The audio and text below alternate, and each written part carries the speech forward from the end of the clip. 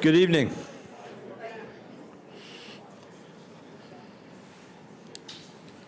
Welcome to St. Jerome's University. My name is Peter Meehan. I'm the President and Vice Chancellor, and it is my great pleasure to welcome you to our final lecture in Catholic Experience for the 2023-24 season. I'm going to begin with a land acknowledgement.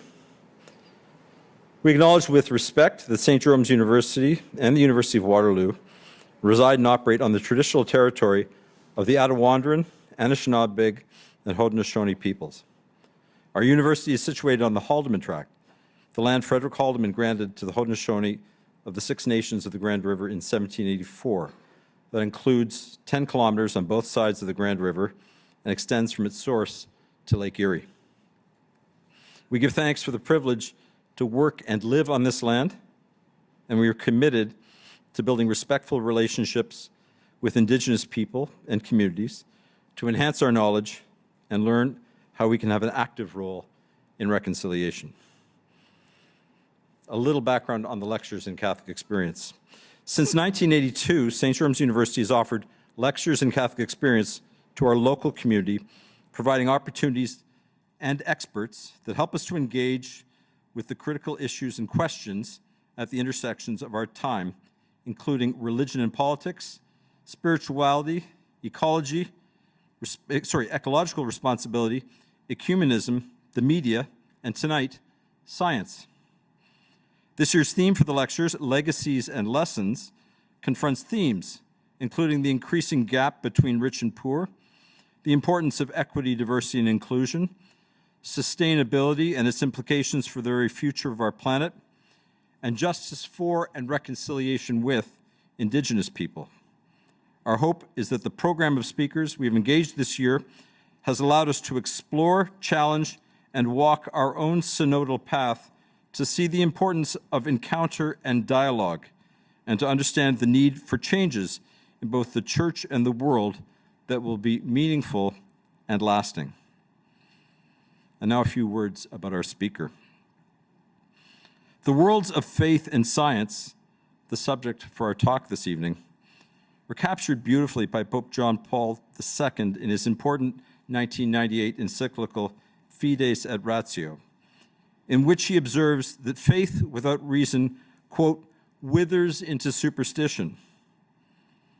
For John Paul, faith and reason are, quote, like two wings on which the human spirit rises to contemplation of truth. And God has placed in the human heart a desire to know the truth, in a word, to know himself, so that by knowing and loving God, men and women may also come to the fullness of truth about themselves.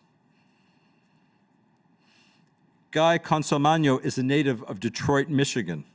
He holds a master's degree in Earth and Planetary Sciences from the Massachusetts Institute of Technology and a PhD in Planetary Science from the University of Arizona.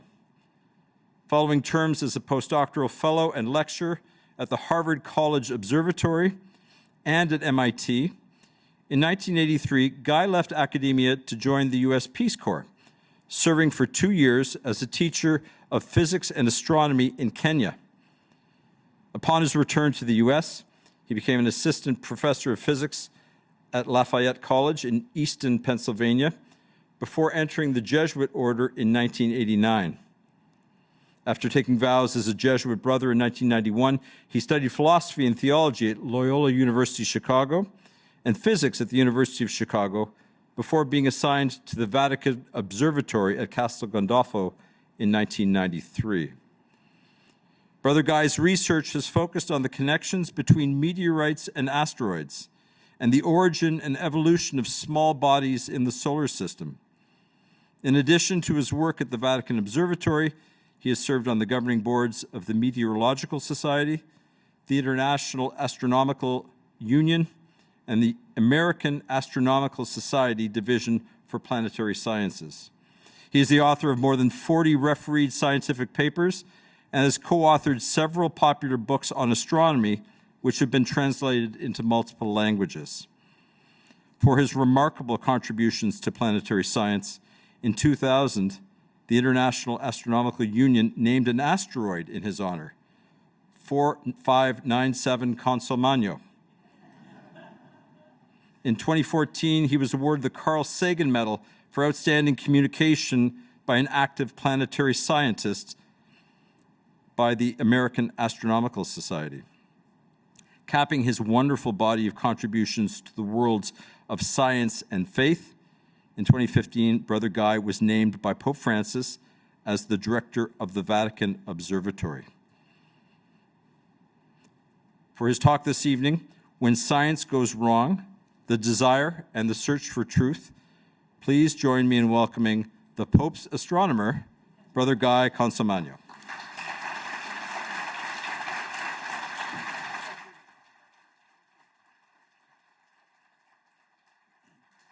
It's a delight to be back here. As you heard, I'm from Detroit. I tell people I was born north of Canada. And this really does feel like home. When I would go to school in Boston, I, of course, would do the 401 and the QEW to more times than I want to count. What I'd like to do is talk about topics that are first in this book. This is a new book. I've got it up there, so you'll all go out and buy 5 copies. The important thing really is the second author, Christopher M. Graney. Chris Graney is a good friend and colleague, a fellow member of the Vatican Observatory as an adjunct scholar. He's a historian of science, and he's the one who dug up a number of the things we're talking about today. And since I've mentioned the Vatican Observatory, let me start with a little video that tells you a little bit about the Vatican Observatory. And I'll use the video instead of me talking because the guy who talks in the video is much better than I am.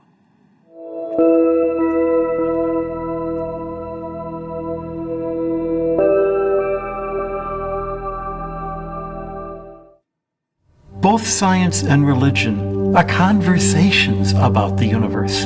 They're ways of learning how we interact with this universe. It's not simply a question of, is there a God, but there is a God, now what do we do? It's not just a question of, there are a bunch of stars, but rather, why are there stars? How do they work? How does that tell us how things work here on Earth? The interaction that I see in my own life is that religion gives me the reason to do the science. Back in the papacy before Francis was Benedict, and one of his lines in a final elocution to the fathers of the general congregation was, "Go to the frontiers." Well, there isn't much more frontier than 3.7 billion years away. The first official interest of the Church for astronomy started in 1582 with the reform of the calendar. Then in 1891, Pope Leo XIII wanted to have an observatory to show that the Church is not against science, but the Church promotes good science.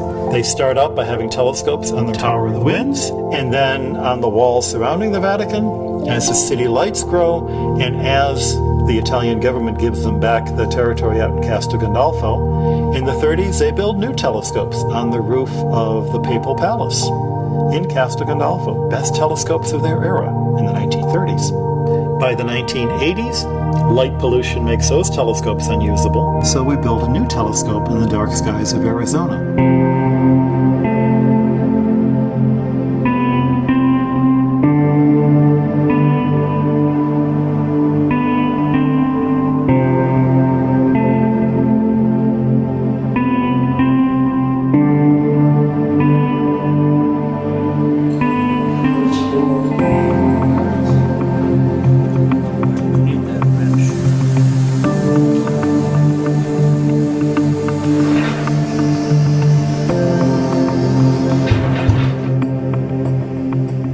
I'm Father Jean-Baptiste Kikwaya Eluo. I'm working in 3 projects. The first one is NEOS, Near Earth Object. So what I'm doing with NEOS is just observe them using our modern telescope VAT. The second project is meteors. I worked on very faint meteors, what we call shooting stars. And the third project is set fireball network. They will have 4 cameras here around Tucson so that actually we can monitor any fireball getting into the Earth atmosphere in the region. This telescope, the Vatican Advanced Technology Telescope, it was the first of the new technology telescopes that has been considered pretty much the norm now in developing telescopes. With the advance of computer technology, we have the capability of bringing that advanced technology directly into our telescope. So it's an expandable, it's almost like it's a living machine, so it can grow as technology grows. It is still very important to maintain scientific research at the Vatican, simply because there is still a lot of confusion about this relationship between science and faith. We are not out here trying to prove the existence of God by looking through a telescope. That's not what we're doing. But we can say that if we want to obtain any reasonable results looking through that telescope, we need to do it embracing a certain work ethics that is, in fact, the same work ethics that the Bible itself tells us through commandments and through the Gospels to embrace.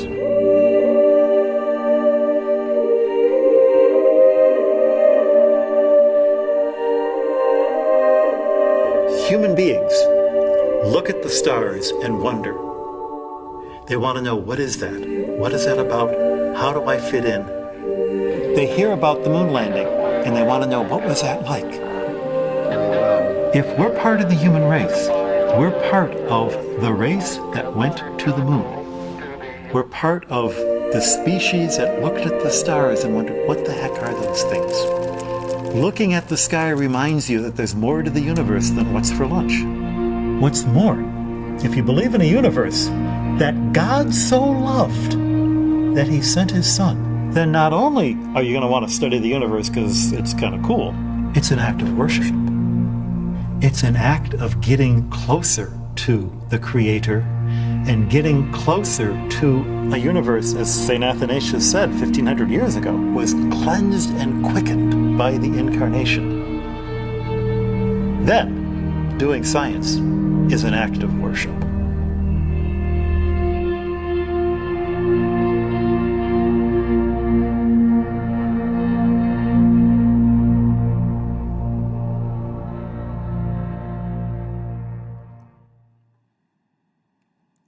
I want to start with some, historic mis-ideas of people had about the universe and how we study it. I remind you that astronomy is not the study of stars and planets. It's the study of what human beings have thought about stars and planets. And maybe many of you have seen this image of the medieval view of the universe, a flat world with a dome and somebody trying to peer through it. One of the important lessons of this image is that it's not a medieval view of the universe. It's a 19th century idea of what the medievals thought, which is completely wrong. And it was really reflecting a 19th century idea that people in the past were really stupid. And we're so much smarter today. That's a prejudice that a lot of us have when we look at the astronomy of the past. And I hope in some ways to both build up and tear down that image when we look at how people in the past tried to understand the universe they were looking at. There was a time, of course, when people thought the world was flat. And if you don't believe me, look out the window. It's a flat world there. You can see the sky coming down all the way to the horizon. So we are under a dome.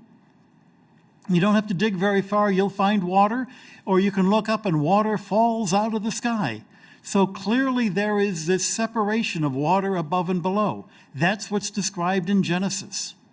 Now, it's important to remember that the authors of Genesis were not telling us about science. They were simply repeating what everybody knew. That was the common cosmology of Babylon. And the people who wrote Genesis were the Jewish scholars in the Babylonian captivity. We know that because there are Babylonian words that you find in the original Genesis. What's new in Genesis is not the story of the science, but the story of how God interacts with the science. The Genesis myth, the Babylonian myth was there were a bunch of gods who were having a fight, a dragon came along, they killed the dragon, human beings were made by accident inside the corpse of the dragon, and these human beings got together and did something that the gods never expected. They created the pinnacle of human society, the city of Babylon. And the Jewish scholars didn't want their kids hearing that. So all the things that are different from that are what's important in Genesis. Number one, in the beginning, God's already there. One God, not a God in nature, a God outside of nature. The first thing God does is to create light. Nothing is hidden, nothing is in the dark. The universe is made in a system that is as logical as day follows night. And at every step along the way, we learn it is good. Or as one scholar tells me, you could translate that as God looks at the world and goes, yeah, that works. And what's the pinnacle of creation? What is all of creation aimed towards? What is the last thing created? The Sabbath. The day that makes us more than just well-fed cows. The day where we have a chance to do art and literature and music and contemplate the universe, even though it may not fill our stomachs directly. We were made to be astronomers.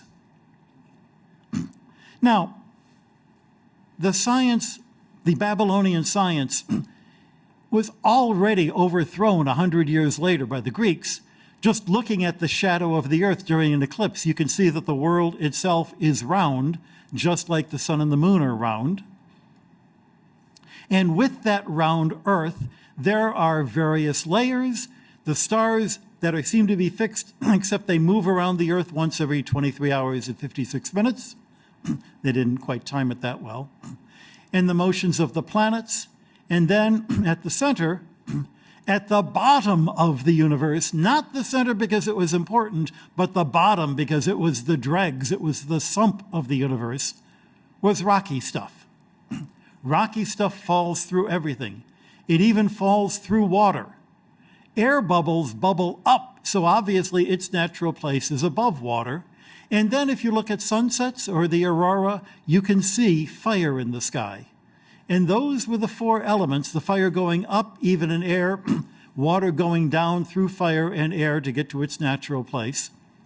That, again, was common sense.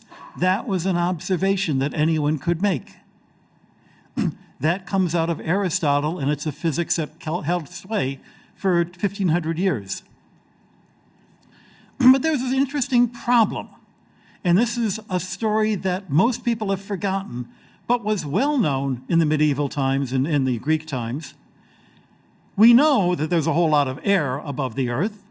We know that there's a whole lot of earth. We know there's a whole lot of fire above the air. So how come there isn't a whole lot of water, enough to completely cover the earth? Why is it we have just a little tracing of water on the surface? Well, people who had forgotten how to read Scripture were taking the story of Genesis, which was written for a totally different cosmology, and tried to apply it when they read, here's the answer. It was God. He let the waters that were under the heaven be gathered in one place, and that let the dry land appear, and so it was done. In other words, they had a ball of water over a ball of earth, and God pushes the water to one side and leaves the rest of the territory dry. You've probably never heard that before. You have heard that, you just didn't realize what you were listening to. The earth is still the center or the bottom of the universe. I mean, the only thing deeper than the earth is the inferno. So if you said that, we were special for being in the center, that would make the devil even more special. No, that's not what they thought. But if you turn things to the side and let the earth spin, boats that sail the ocean are going uphill, and that's why they call it the high seas. And boats that sail away from the ocean are very quickly going to be in waters so deep that there's no possibility of land on the other side until you get to the other side of the world. When Columbus thought he could go around the world and people laughed at him, it wasn't because they thought the world was flat and he was going to fall off. They thought the world was big and he would never, get to the other side because he would run out of food and water before then.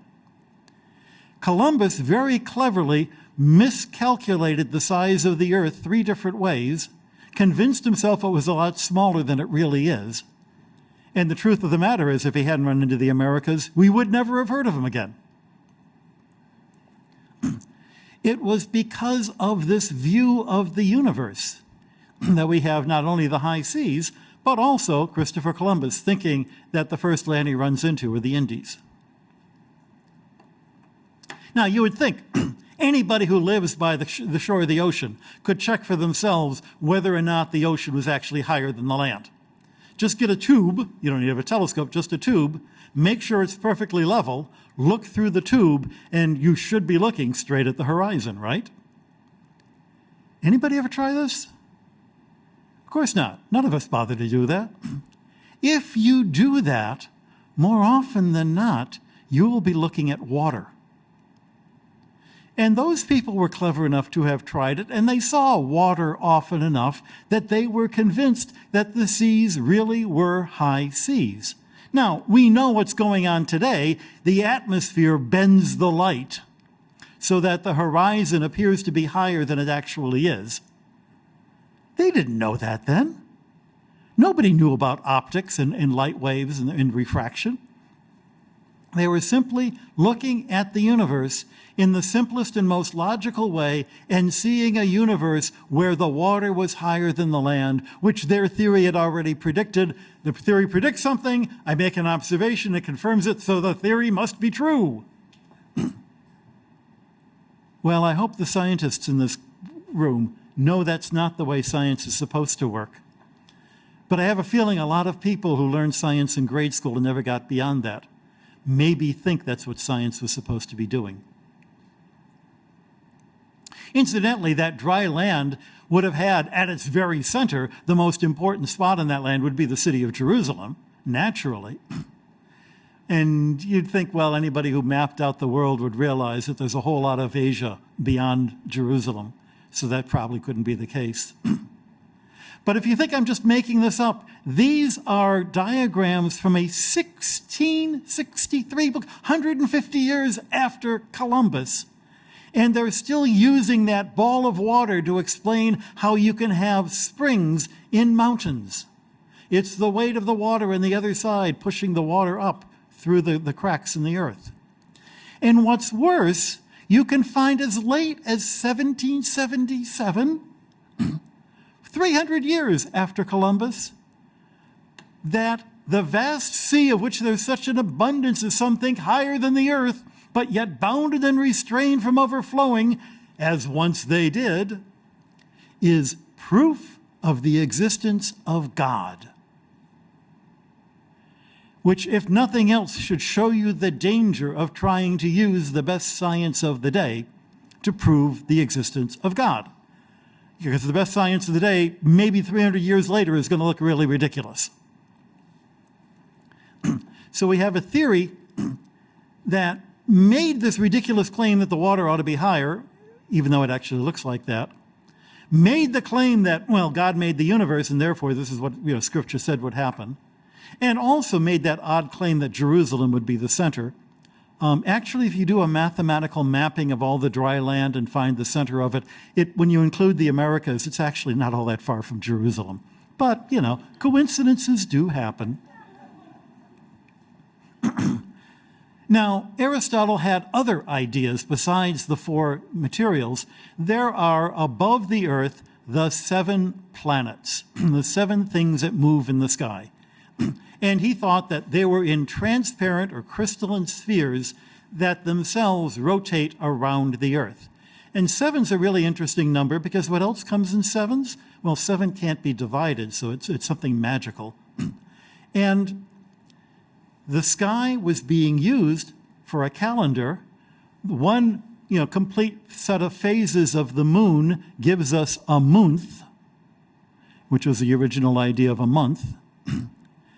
And the positions of the stars repeat themselves And that gives us a year, and by knowing which stars are up, you can even figure out when to plant your crops, when to harvest your crops.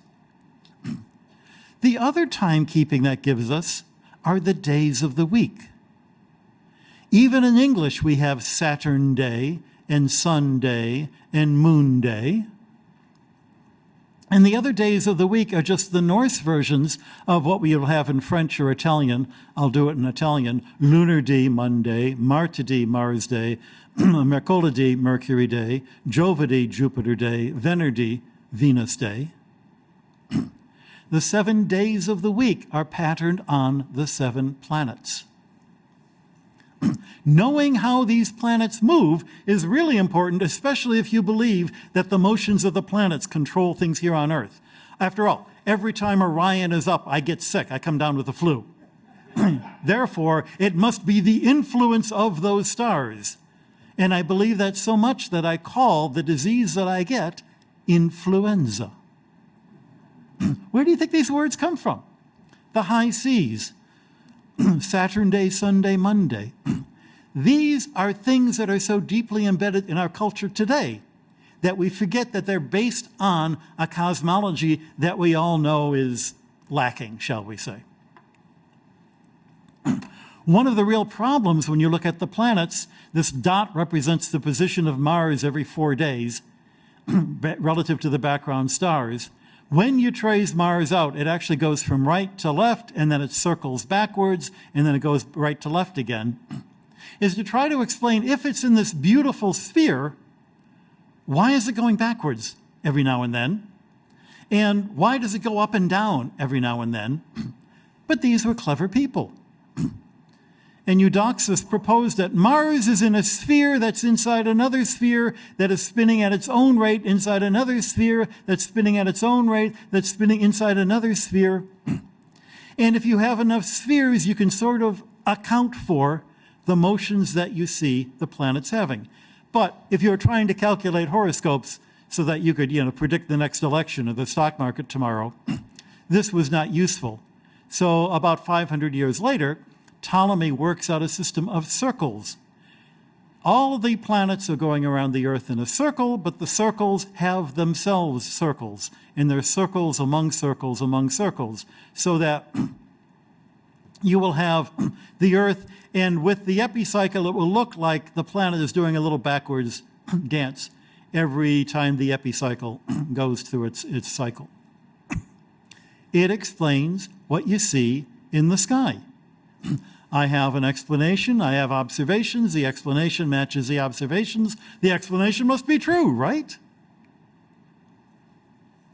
1,500 years later, Copernicus comes up with a different way to explain things, where the sun is at the center and the Earth and all the other planets are going around. This was not a demotion of the Earth, it was a demotion of all the other planets to be no better than the Earth, or the Earth as good as all the other planets.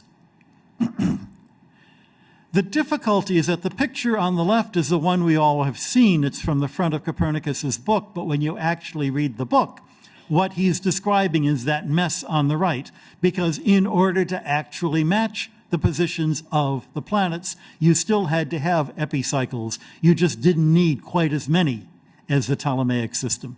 And some people thought maybe the sun being in the center was a little more elegant. But it didn't match any of the physics of the day. And it was only a little bit an improvement over what had gone before. On the other hand, if the Earth is moving faster than Mars, then you will see Mars going backwards and forwards the way that the epicycles did. So at least it matched the observations as well as Ptolemaic system.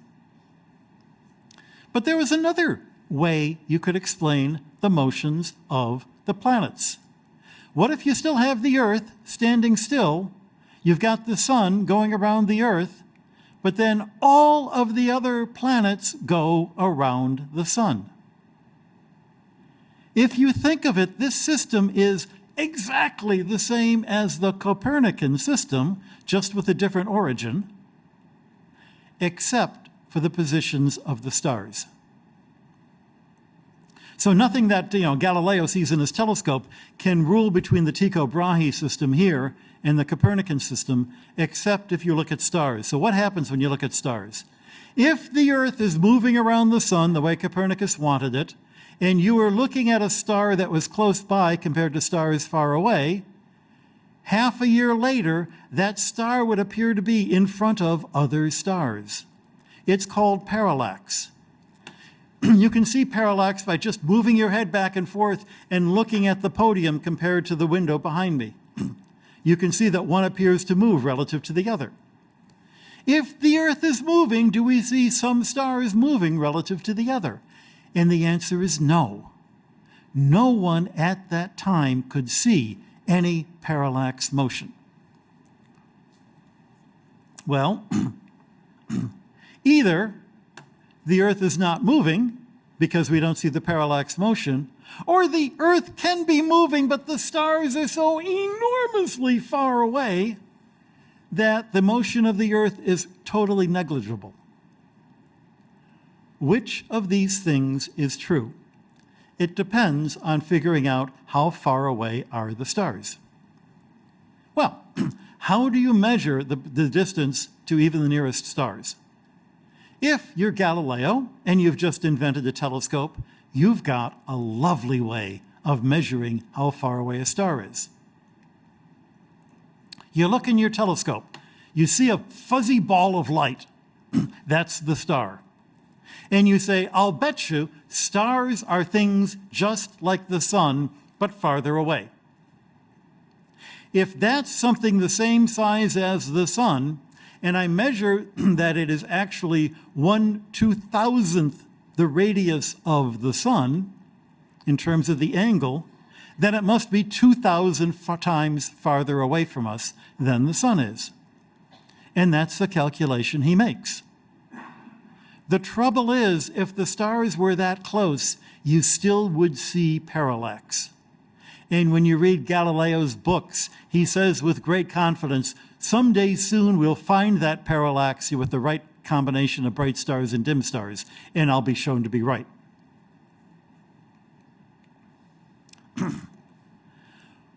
We know today that the Earth is moving around the sun. And we know today that you can see parallax, but it's incredibly tiny. The amount of parallax you would get from a star that was 1 parsec away is 1 second of arc.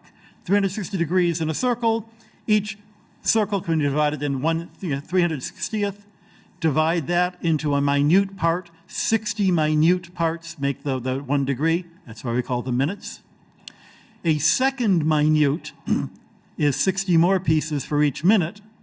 And if you saw a parallax of 1 second, that would represent a distance of the star away from us, which is only a third the distance to the nearest. The nearest star is something like 3.5 parsecs away.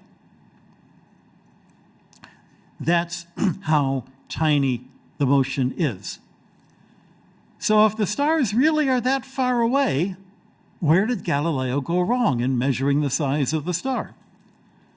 First of all, he assumes all the stars are like the sun, which is a reasonable assumption. What else were you going to assume? It turns out to be wrong. Of the 100 stars closest to the Earth, 80 of them are so small and faint you can't see them with the naked eye. And of the brightest stars, most of them are enormous and very far away from us.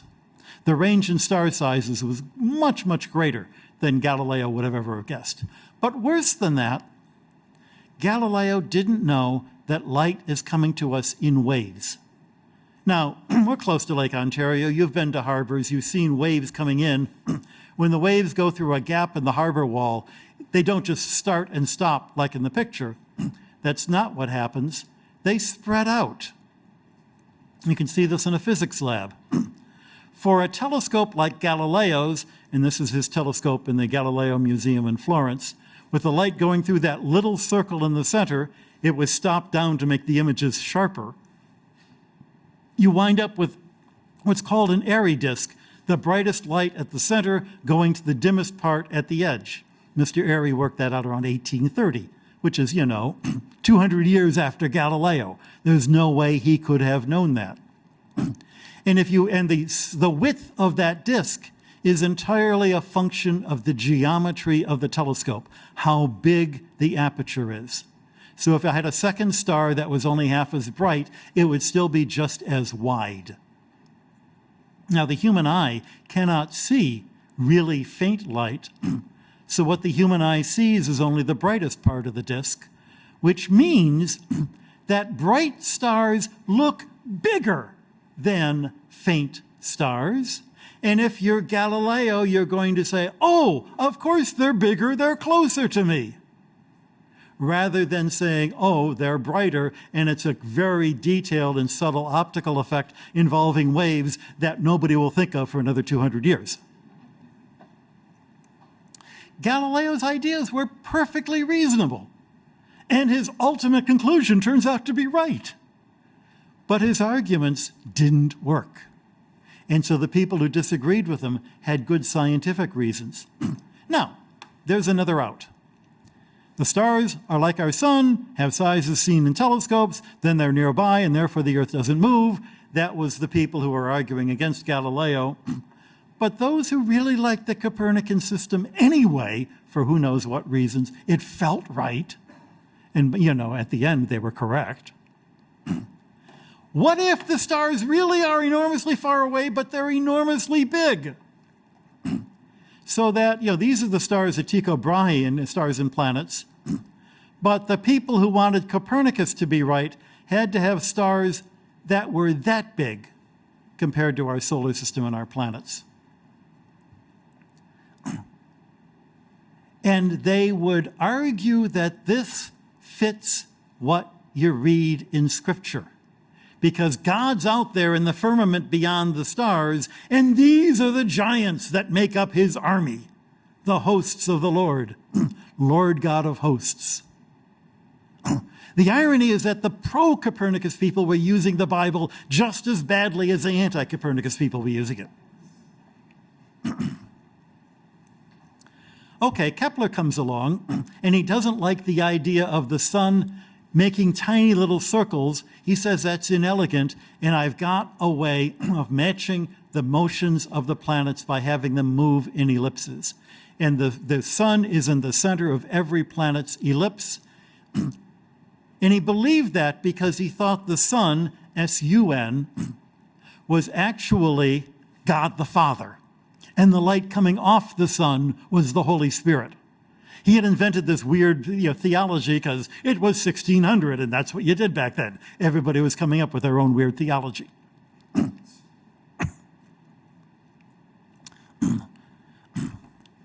I've given a couple of stories of science in the past that was kind of goofy. Of course, eventually we have learned better. How did we learn better? That's a lot of interesting history. And I've also given you some examples of how faith and science got mixed up in a really poor way. But we have lived through a much more recent episode of science and people doubting science, often doing it on the basis of faith. As the author of this article, Trish Harrison Warren, who's an Anglican priest, put it, it shows that idea of a split between faith and science has practical and serious problems in our culture. If you have been taught by your religion not to trust science, then you'll be very suspicious of authority that tells you everybody should get the vaccine. And as we know, there are a lot of people who vigorously fought the idea of getting a vaccine. 2 of my close friends were among that group, who are very, very sharp people. And sadly, they're both dead now. And there's a reason to not trust medicine perfectly. I'm old enough to remember the horror of thalidomide. This was a drug devised to help women with morning sickness. It was approved in Europe, but not in the United States. And we found that it gives birth defects. I have got a friend in England who was a thalidomide baby. He's now 65 years old. Medicine gets it wrong sometimes. Science gets it wrong sometimes. Vaccines sometimes fail. Vaccines, in fact, don't prevent you from getting the disease. I got COVID even though I got all the shots. A mild case. Medicine isn't perfect. And people who make medicines are not perfect. They'll cheat the system. They'll do whatever they can to, sell more drugs and to beat out the other guy. And the temptation will always be there to cut corners. People who distrust science are not fools. Science gets even worse than coming up with medicines that are not perfect. It comes up every now and then with a really bad idea, like eugenics. You wonder about the people, the religious people 100 years ago who were fighting evolution. We've probably all heard about the Scopes trial. The fellow in Tennessee who was teaching biology and teaching evolution, and he was put on trial. Books, plays, movies have been made about him as the hero, until you actually read the textbook that he was using. And like a lot of pop science, it took the perfectly reasonable idea of evolution and pushed it beyond reason. It takes, a couple of snap phrases. Survival of the fittest. Well, if I have survived, I must be the fittest. Not only that, if I'm rich and you're poor, it's only natural. It's nature saying that I'm superior to you. And it's not even worth my while to try to improve your lot because you're naturally inferior. Not only that, but I can improve this wonderful nation full of immigrants by choosing which immigrants to get to come here. Or even sterilizing the people who I think are inferior. There were 70,000 women in the United States, mostly minorities, who were sterilized by government programs as late as the 1970s. There were laws in America to keep people with vowels at the end of their name from getting in. They took a look at my grandpa, who they said, we don't want any more like him. Grandpa, by the way, came to America not speaking any English, wound up going to one of the best high schools in Boston, then Boston University, and got a law degree. So he did okay for himself. But that idea that we could improve the human race, and science said it was true, we now know is garbage science. People worked out a lot of the statistics that our science students have to learn now and drive you nuts were originally developed by the eugenicists trying to figure out why it wasn't working, and they eventually decided it wasn't working because the theory was bogus. And they've got the statistics to prove it. But that took 50 years. Until then, the only people speaking out against was the church because they said it's immoral. To which then people said, oh, the church thinks it's immoral, therefore the church must be anti-science. There are other issues such as you're breeding for superior people. What do you count as superior? If the people doing the breeding were basketball players, then we'd all be breeding for tallness. But the people who came up with the theory were nerds, like the people in this room. So they thought that they could breed for intelligence, as if intelligence could be defined in a linear scale. I mentioned the error analysis. What comes out of this technological view that we can have a control over ourselves and a control over the universe is the grand myth attributed to Gene Kranz, who was the mission control guy at Apollo 13, looking at the problems of Apollo 13. And he was supposed to have said, failure is not an option. He actually wrote this book using the title, and the first thing he says is, I never said that. Because that misunderstands what science is. That's the pop view. The vaccines should be perfect all the time. The medicine should cure everything. If there's one example of failure, then I have to throw it all away. But in fact, in science, failure is not an option, It's a requirement. I was on the sailing team when I was at MIT. Now, in those days, the Charles River was filthy. If you fell in the Charles River, you had to get a tetanus shot. The 3 years that I was on the team, I never once capsized my dinghy. And I never once won a race. It's hard learning to fail.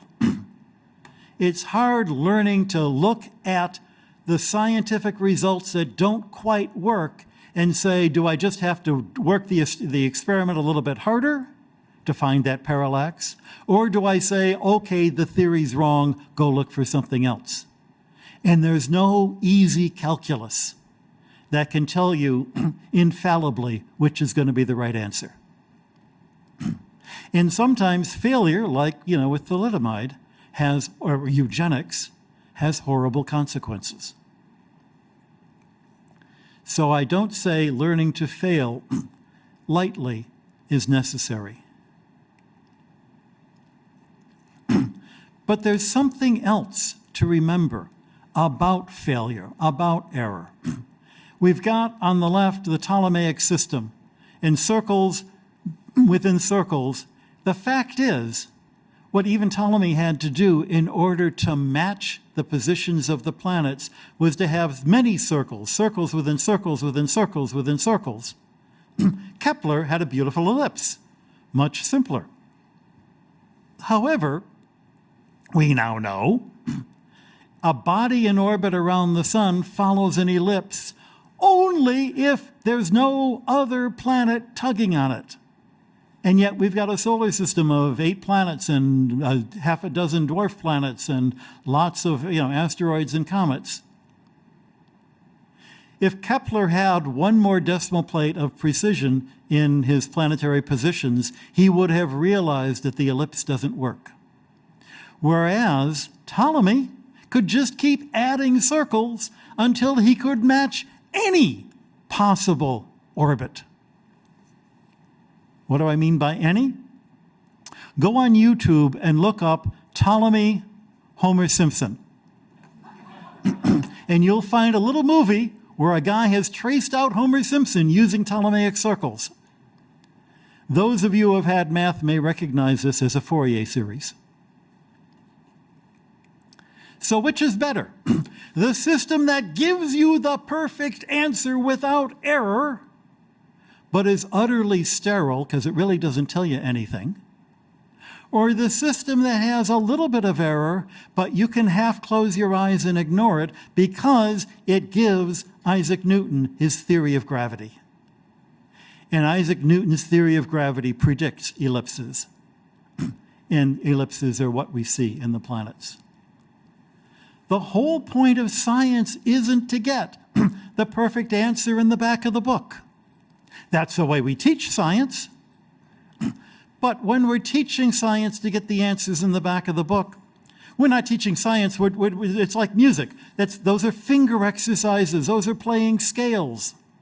Only when your fingers have the memory to know how to do that, only when you get so used to the way that physics works that you can get the answers in the back of the book, then is your brain warped appropriately to be able to do physics. And if you don't think it's a weird warping, try teaching freshmen. But the point of the science isn't to get the right answer. The point of the science is to explore the things where we don't have the answers. I'm reminded of the great theologian Paul Tillich, who in Dynamic des Glaubens has pages and pages saying what actually Anne Lamott said in one phrase in a pop version of that book. She says, in faith, the opposite of faith isn't doubt. The opposite of faith is certainty. If you're certain, you don't need faith. If I knew the answers, I wouldn't need science. And with this connection, maybe you can see what I've actually been doing all this time. I've not really been talking about science. I've been talking about faith. And the importance in faith to recognize that I don't know it all. And the importance in faith to be able to say, I was wrong, I'm sorry. My dad, wonderful, wonderful person, had this wonderful image that I'm sure he stole from someplace, but I'll never forget it. Knowledge, he says, is like an island. The more you know, the bigger the island. But the bigger the island, the longer the shoreline between what you know and what you don't know, that ocean that you don't know. In other words, the more you know, the more you realize you don't know. And in a life of faith, the better you are, the more you realize your failings. So if you think you're pretty good, it's because your island of faith is really tiny.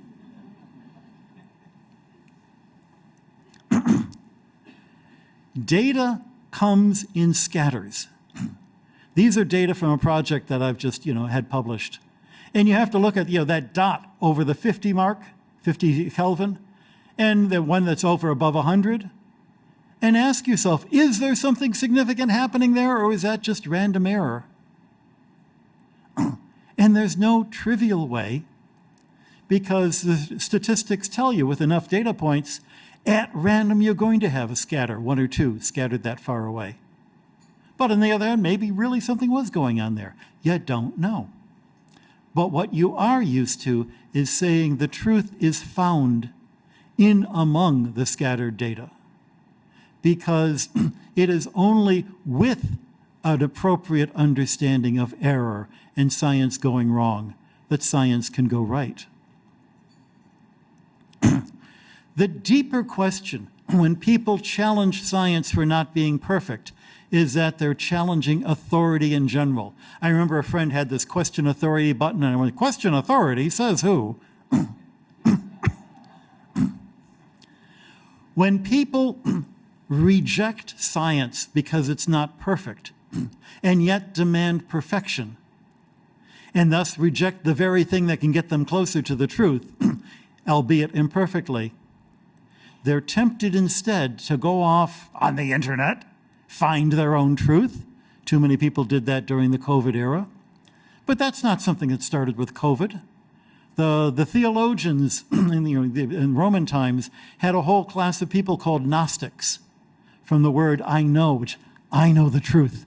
They're not going to tell you, but I know the truth. I found it myself on this website at the internet that actually any of us could have found, but the fact that I was alone in my basement makes it feel like I made the discovery. That's what the snake was telling Adam and Eve. I've got the secret knowledge. God doesn't want you to know that, but let me tell you. And what happens, especially among scientists and engineers who want to know better, but whose entire self-identity is that I'm the smartest guy in the room, and maybe you know some people to whom that is their entire identity. Who am I? I'm the guy who's smarter than everybody else. Certainly at the engineering company where I work, I'm smarter than all those suits. Certainly in the lab that I'm in, I'm the one that they come to because I can make better widgets than anyone else. These are the people who wind up believing in ancient astronauts and UFOs and, sheep medicine for COVID. And why? Because if you're smarter than everybody else, how can you ever agree with everybody else? What's the point of being smarter if you don't know better than everyone else? So you're going to be a sucker for every minority point of view. And back in the days when people thought the world was flat, you were probably the guy who thought the world was round. And as soon as people thought the world was round, you said, no, actually it's flat. And it's a temptation that's especially dangerous to smart people, to nerds, to people who, especially in the sciences and the engineering, have some kind of numerical way of saying, my widget works, yours doesn't, therefore I must be better than you.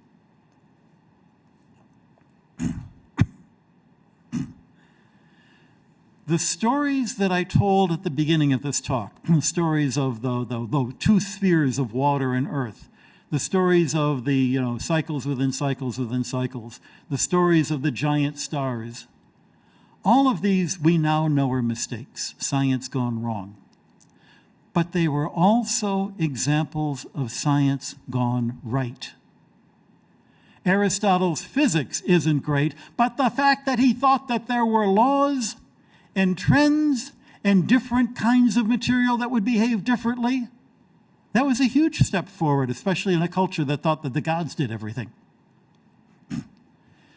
The fact that, stars seem to have a size in the telescope got interesting when people realized that they could not actually see stars going dimly out when they went behind the moon, or in fact that the bigger your telescope, the smaller the stars looked.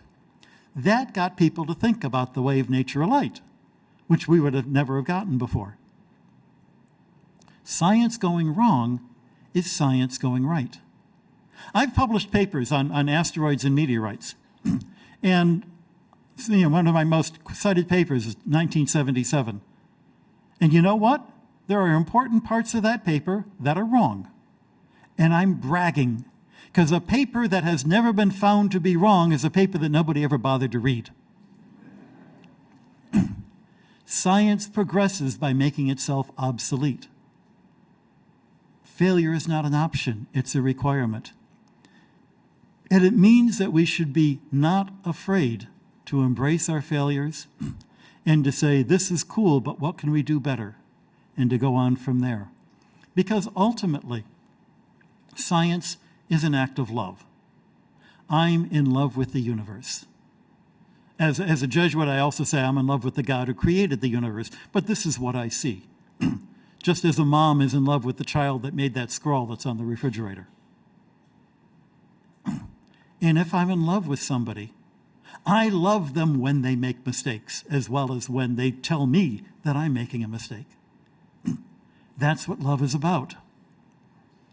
If you demanded perfect knowledge of your spouse or your friend, that would be horrible. That would be dead. My parents were married for 72 years, and they were still discovering things about each other at the very end. Because it's an act of love, it's an act of accepting our shortcomings and the shortcomings of the people around us and enjoying them. One of my closest collaborators has a marvelous phrase that we are the sum of our pathologies. That's what makes us interesting. And thank God for them. Thank God for the errors that science makes. Thank you very much.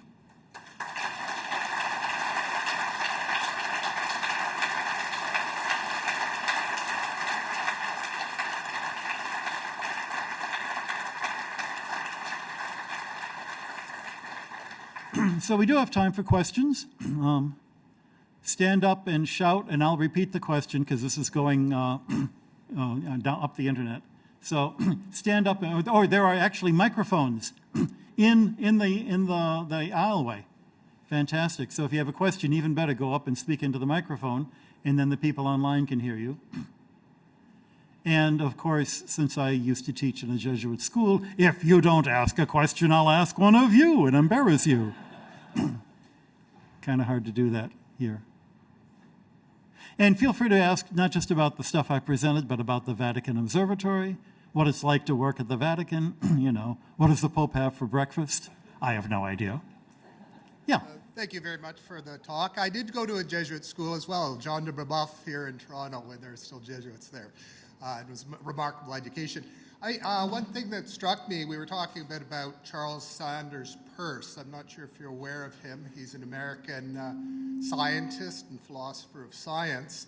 And much of what you were saying kind of reminds me of his pragmatism, which is basically we have to have belief and we only look for things when they go wrong. So, yeah, there was one of the things that they made me do when I entered the Jesuits is they forced me to take a bunch of philosophy classes, including philosophy of science. The book that I was showing with that slide involving Kepler was Job Karanthadam's book on the philosophy of Kepler. Job was, in fact, my philosophy professor. And it's fascinating once you pay attention to what we scientists do. Most scientists describe what they do in terms of a philosophy that is called logical positivism. And logical positivism doesn't work. And you can use logical positivism to prove that logical positivism doesn't work. But most scientists don't know that. They think that's what they're doing, when in fact what they're doing is a whole lot more interesting.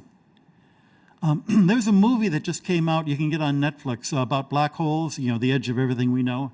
Anybody see that? A lovely movie. Actually, some friends of mine are in it. It's a documentary.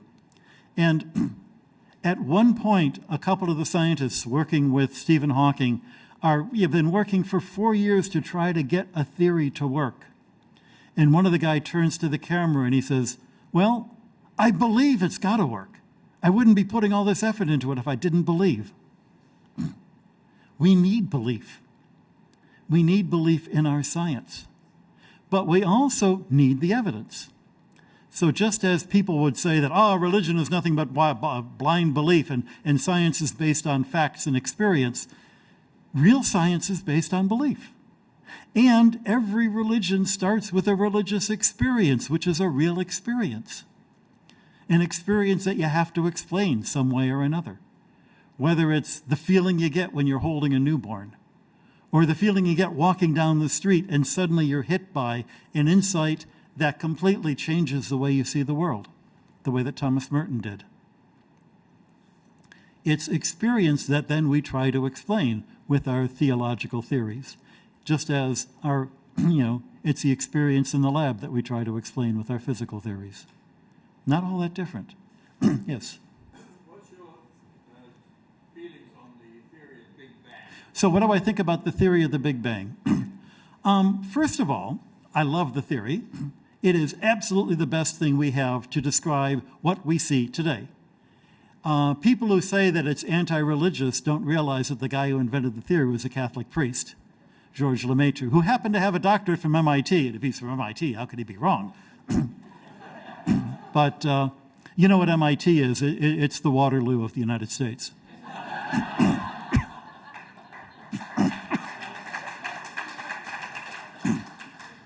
But I also recognize that just because it explains everything we see, and it explains lots of things that we see, so did Aristotle.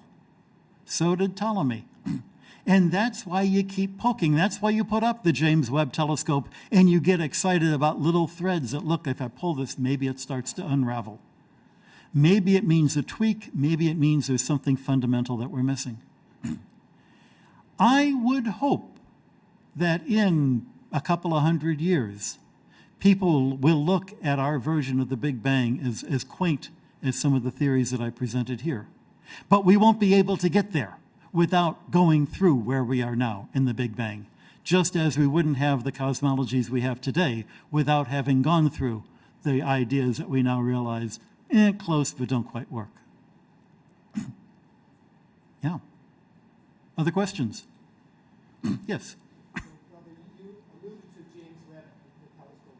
I'm just wondering what some of your thoughts are going forward on the whole Right. debate between polarization between science and faith. So the polarization between science and faith. Here's a bit of data. I'm a scientist. I got the funny collar, got the MIT ring. I've never felt that polarization. I've never encountered it. When I do faith and science talks, the hardest thing for me to do is to figure out, where are these people coming from that they think there is? And finally, of all people, it was a Canadian who gave me the idea, William Shatner, who said, I was mentioning I was a Jesuit, I was a scientist, and he goes, wait a minute. And when I talked to him, I realized he still thought that science was a big book of facts, and religion was a different big book of facts, and what if the facts don't agree? But I hope I've shown you that that's not what science is or what faith is. And in fact, they're not even on the same level. One supports the other. It's because of my religion that I have faith in science. My religion tells me that God made the universe with laws. It's not just random. My religion tells me that God made the universe so good that it's worth me spending my life trying to understand it, rather than, raising myself to some higher spiritual level. Is chocolate an evil thing that gives you acne and to be avoided by higher meditation? Or is chocolate a foretaste of the goodness of heaven? You know which side I'm on. And what I do find, and the other shocking thing that happened is when I entered the Jesuits, having been a scientist for 20 years, because I was nearly 40 when I entered, all of my scientist friends thought, oh, that's really cool, which was not the example, what I expected. And then about half of them said, let me tell you about the church I go to. And I had no idea that they were churchgoers. They didn't know I was. It was one of those things you don't talk about. But that experience of we do the science out of love, out of joy, and that joy is, to me, the presence of God.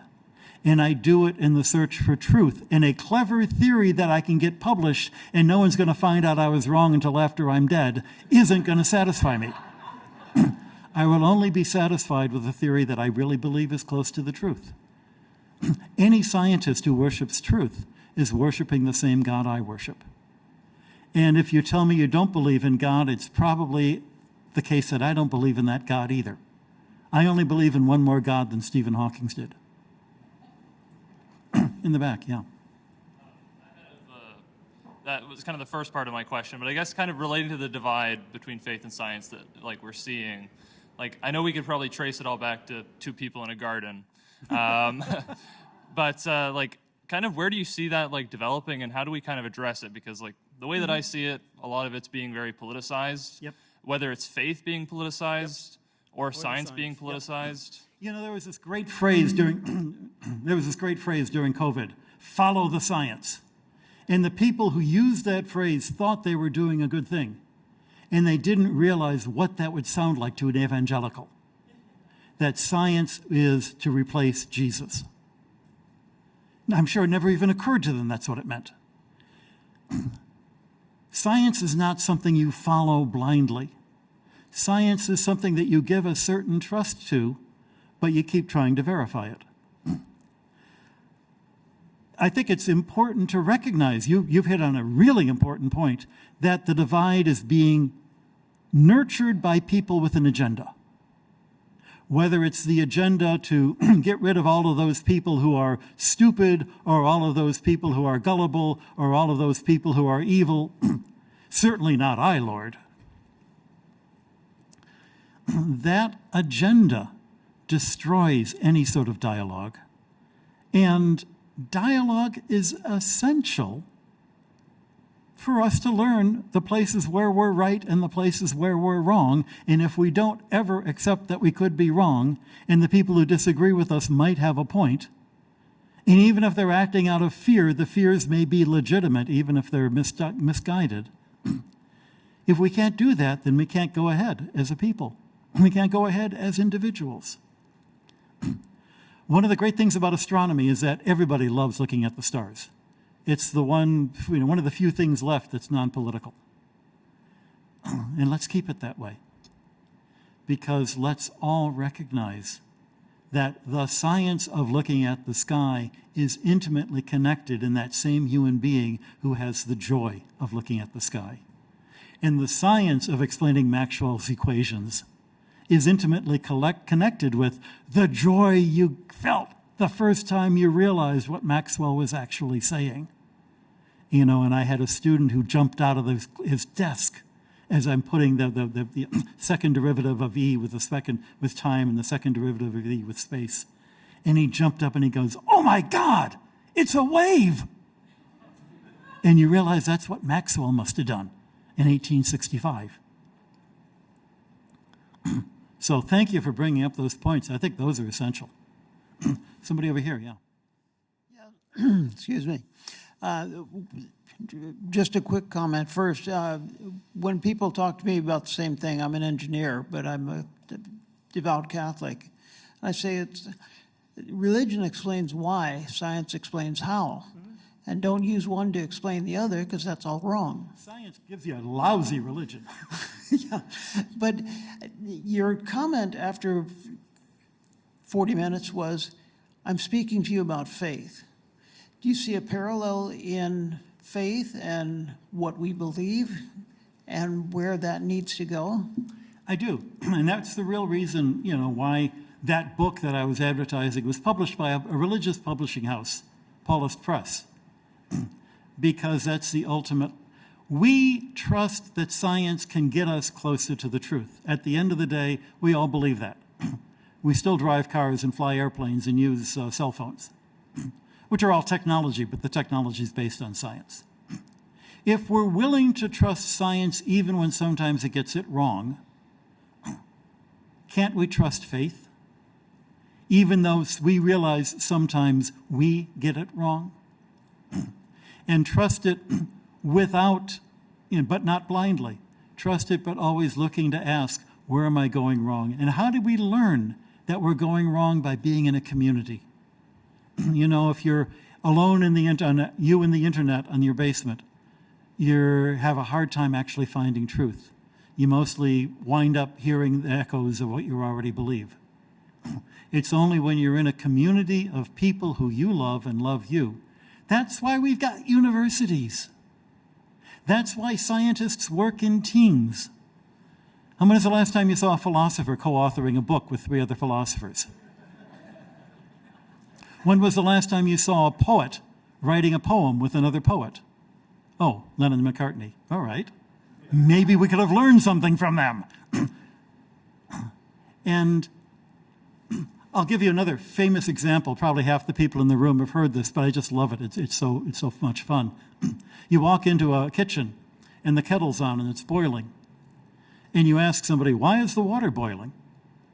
And they could say, it's because the flame under the kettle is putting energy into the water molecules. Or they could say, because I want a cup of tea. Both are true answers. I guess we've got maybe time for 1 or 2 more. I've noticed, incidentally, I don't want to be too whatever. We've had 7 or 8 questions, and they've all been from guys. Don't the women have any questions? I thought we were beyond that by now. One more guy, sure. Well, partly I consider myself androgynous. So maybe I'm reaching that. Like Leopold Bloom, James Joyce's Leopold Bloom. I enjoyed your piece. I enjoyed and fully embraced the sense that humans are incomplete, are flawed, are limited, and fundamentally, and that's part of the human condition. And yet we still desire knowledge and search for knowledge. And that's what makes baseball fun. Yeah. And I'd like to hear more about that in a minute. But one of the things I'm interested in is that the story of science is always kind of a story of progress and getting better and getting closer to the truth. And because of that, it kind of lends itself to the illusion that we can overcome our flaws, limits, and imperfections, because that's part of what science does. And so there's a sense that maybe that part of what its great accomplishments could lead one to believe that we're on this progress to complete knowledge, so that every stage we tell it from our current stage, where we recognize all the flaws of the past. And you also pointed out that maybe in the future they'll recognize our flaws and our theories. But how would we even come to that realization now as against in the future? And that was an explicit philosophy in the 19th century. It was called Whiggism. We don't say it so boldly today, but I think a lot of us still kind of assume.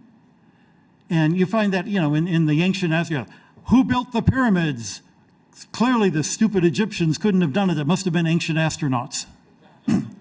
Well, no, they weren't stupid. And if you think that the present is better than the past, go to an art museum and ask you which are the paintings that speak to you and which are the paintings that they're very clever, but are people still going to be looking at them in 400 years' time? And that's a really important message, that progress is limited.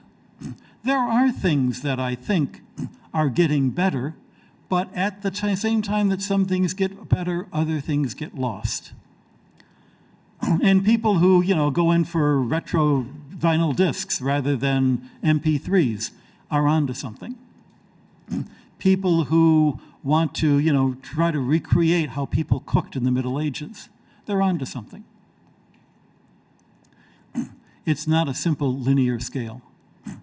And it's, I was hearing about, a woman who is an astronomer explaining the eclipse, who's also, an indigenous person, and was able to also describe the wisdom of her people, which is a story worth remembering.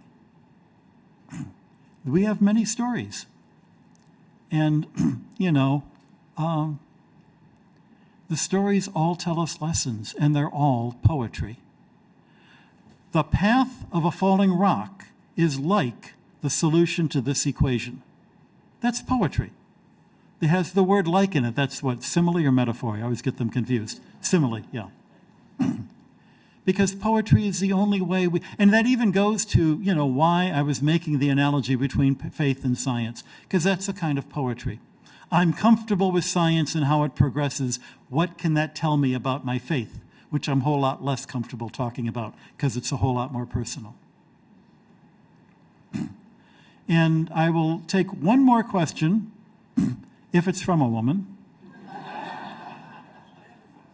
Very good, thank you. The Roman Catholic Church is an institution that's been around for millennia. Yeah, 2 millennia. The church has been around for about 2 millennia. And it has had a constant presence for those years.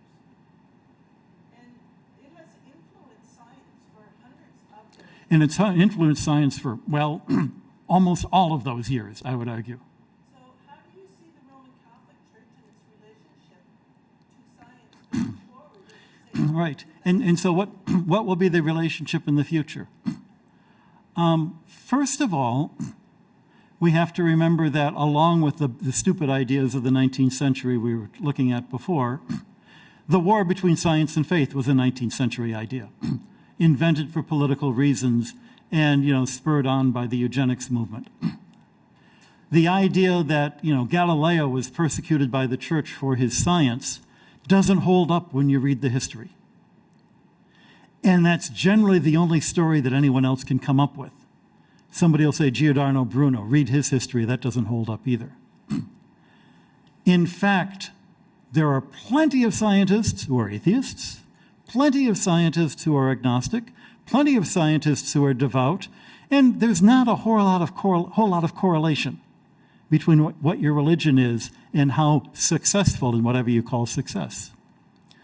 What the church can do for science has a mirror of what science can do for the church.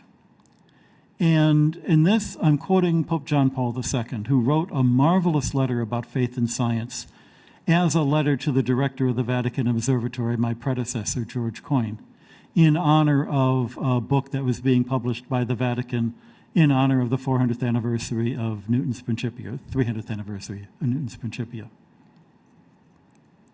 And he says, science can protect religion from superstition, and religion can protect science from a false absolutism. In a more practical sense, being a Jesuit has changed fundamentally the way I do the science, not in that I'm doing, using different math now or using different instruments now. I am asking and doing different experiments because I don't have a 3-year grant cycle I have to worry about. So I can do a program that may take 7 or 8 years to get answers. That's really nice. A scientist friend of mine said, no grants, no proposals, how can I get in on that? And I said, well, you have to take a vow of celibacy. And he goes, my wife's a scientist, she'd understand. But the real difference is why I do it. And there was a time when I was a postdoc when my goal was, number one, to get a job that was rich and powerful and had grants and at a prestigious school, and number two, to show up my enemies, because my golly, I had enemies, not very many enemies, because not very many people were actually interested in me, but those few who were. And, you know, I was trained in graduate school that science was a contact sport. The idea was to knock down the other guy.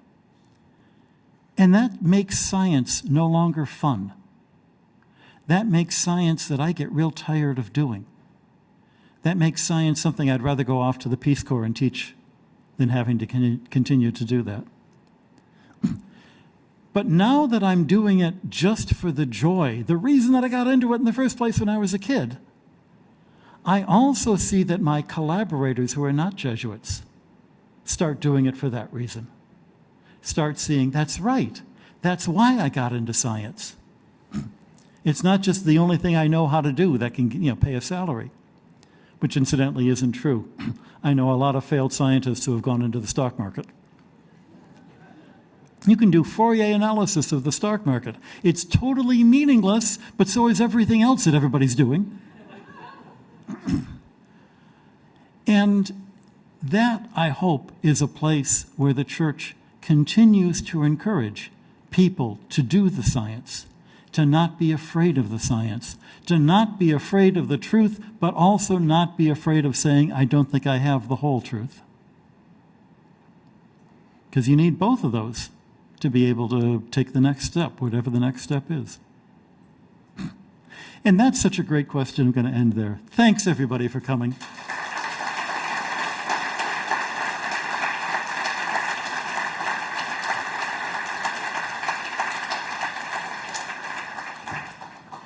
Good evening, everyone. My name is Carol Ann McGregor. I'm the Vice President, Academic and Dean here at St. Jerome's, and it's my pleasure to end this evening with just a few notes of gratitude. So our first note of gratitude is to Brother Guy for that great talk, the kind of talk that you think about in the car on the way home, or tomorrow when you see the stars, or on Moon Day, or whatever you call it.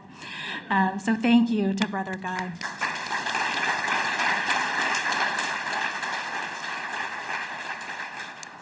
These events don't come together on their own. I didn't build this stage. I didn't send the email that got you here, or if you saw the article in the Catholic Register. So thank you to our marketing and communications team here at St. Jerome's, to our facilities team, and to our IT team as well. One additional thank you, Norm at the Unmarketing Group has been live streaming tonight's event and recording it. If you have a friend or colleague who would have really loved to hear tonight's talk and wasn't able to join us in person or for the live stream, please point them to the recording. You'll find it at www.sju.ca/LCE. This is actually our last lecture for the academic year, so thank you to those of you who have joined us. I know there are some folks in the crowd who have been at every one since 1982, so special thanks to those folks for coming out each and every time, and to those of you who've never been to a lectures in Catholic Experience but came tonight to hear Brother Guy. We hope you'll stay on our list and join us next fall for an exciting series of events, so thank you very much.